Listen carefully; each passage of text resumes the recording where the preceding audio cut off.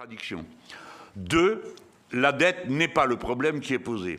3, la gestion politique du budget de la nation n'empêche pas du tout d'avoir des politiques redistributives, même si l'Union européenne venait à refuser l'annulation d'une partie de la dette. Je termine juste en vous précisant ce point.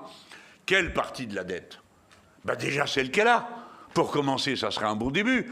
La Banque centrale européenne a racheté inconditionnellement, parce qu'elle n'arrivait à rien autrement, a racheté inconditionnellement des titres de dette détenus par les banques privées et qui étaient des titres de dette des nations.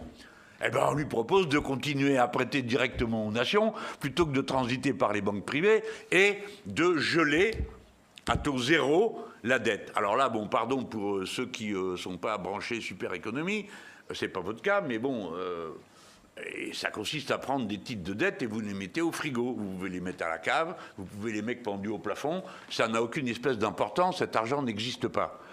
Ça, c'est le moment un peu compliqué où il s'agit de comprendre qu'une dette n'existe pas quand vous vous la devez à vous-même. Si moi-même je me fais un titre de dette de 1000 balles, je ne trouverai personne pour me le payer puisque moi je ne suis pas d'accord pour le payer. Mais je suis d'accord pour avoir le titre de dette. C'est un peu ce qui arriverait à la Banque centrale si elle avait des titres de dette et qu'elle devrait demander à des États de les payer, alors que ça leur... Où se trouvent les 18% de titres de dette, si vous voulez savoir où ils sont? Dans les caisses de la Banque centrale de chaque pays. Donc les 18% sont dans la Banque de France, donc il suffit d'y aller, de les prendre et les foutre au feu, il n'y en a plus. Et personne ne s'apercevra jamais que ça a disparu.